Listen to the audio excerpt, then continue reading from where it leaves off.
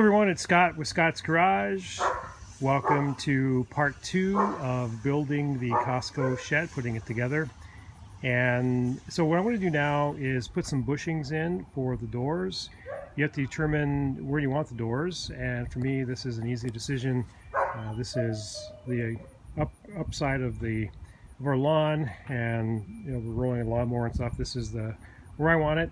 So there are places throughout the perimeter where you can place these bushings. So I'm going to place them, one here and one there. They go up from the bottom, and it says to put the slit towards the front. So it's going to go like this, just right down there. Okay, I got the bushings in from the bottom side up, slot facing the outside. The next thing is very simple thing. These 3 panels have to be just where the seams come together.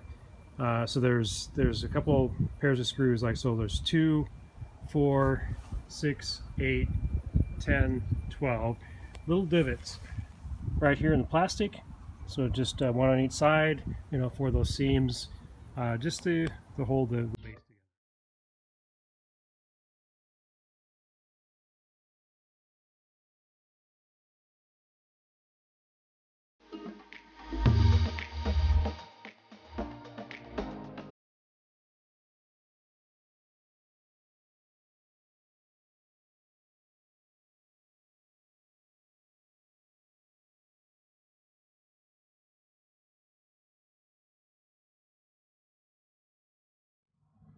Okay, I was able to get the doors on, the hinges in place. I don't have the counter keys in, but I will get those in. I'm starting on the roof trusses now, and so far they just fit in place. I'll be following the instructions here and putting the roof on. So this one I haven't put in place yet, but I will.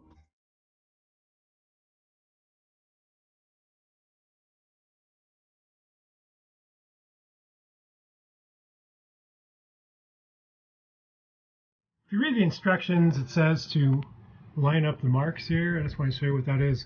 So there's like a half circle coming out right here from the roof tile to here, and that's all it means. You just line it up, and I would show you that.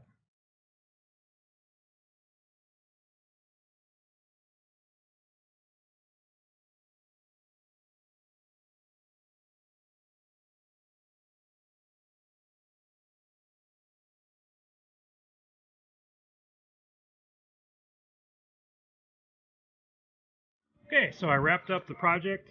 Everything is finished on the shed, and just a few things. Obviously I didn't give you all the detail. I gave you some detail, and then other parts of the video I didn't. Just look at the instructions. They're relatively clear, and just a few final pointers here. I'll have a separate video, by the way, of my evaluation of the product of the shed, the quality of that, but just to wrap up how to put it together. The kit came with some shims, some very thin shims. I ended up using them. You can see there's one right there, and I also used one in the center, and I'll explain that here in a second.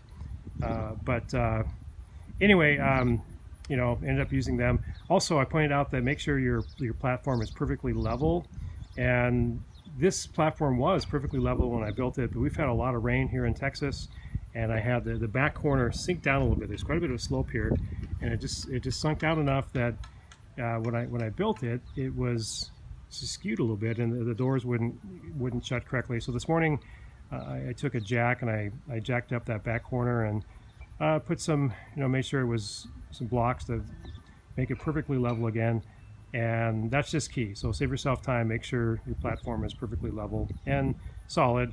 When I did that, then the doors would shut relatively good, and I'll show you one last video from the inside here. Okay, I'm inside the shed right now, and lighting's not the best for this video, so I'll apologize for that. But the left door is the one that you secure for security purposes. So that goes into the metal up here that reinforces the gable. But so that works good, and likewise on the bottom, same thing, same little latch. And I had to put a couple of shims underneath that just to raise it enough so that it catches. And that's again something to point out, but it works really well. And you can open it up.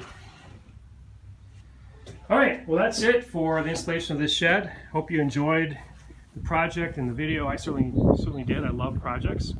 If you haven't subscribed to Scott's Garage, please do so. Maybe I should call this episode Scott's Shed, but please like and subscribe. Have a great day.